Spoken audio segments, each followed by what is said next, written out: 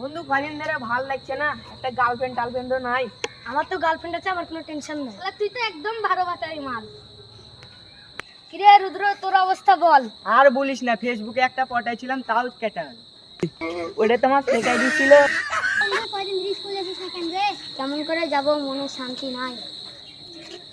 আমারটার দিকে তাকিয়েছিস নাকি? না, এমনি পাশের বাড়িটার দিকে নজর লাগালি নাকি?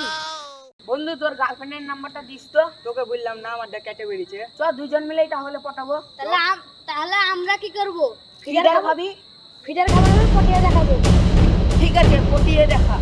চল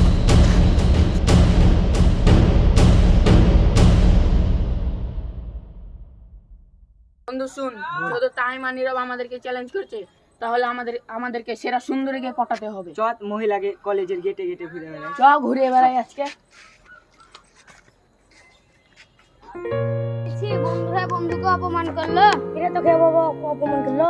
আরে শালা, আমাকে একা করেনি, তোকেও করেছে। চল মহিলা কলেজের গেটে। চলো মহিলা কলেজের গেটে।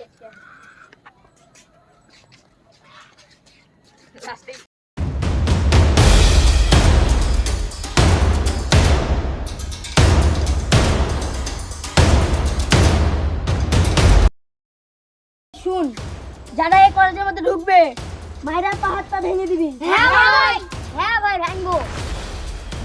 এখনই গার্লস স্কুল ছুটি দিল, একটা মেয়েকে দেখে রেখেছি, মাশাআল্লাহ অনেক সুন্দর।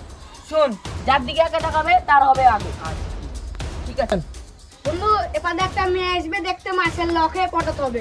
ওদের আবার নজর আছে ওর উপর।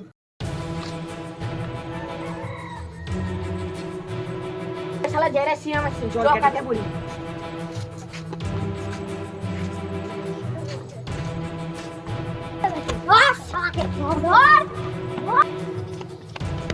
ওই দাদা পারিস না। কিছু জান? ভাই আসসালামু আলাইকুম। কত দূর আমার জানাই আছে। আমার তো দেখলি না, রোদ খেয়ে দৌড় মারলো। রুদ্র না হলে ভয় পাই, আমি হাসি বলতো।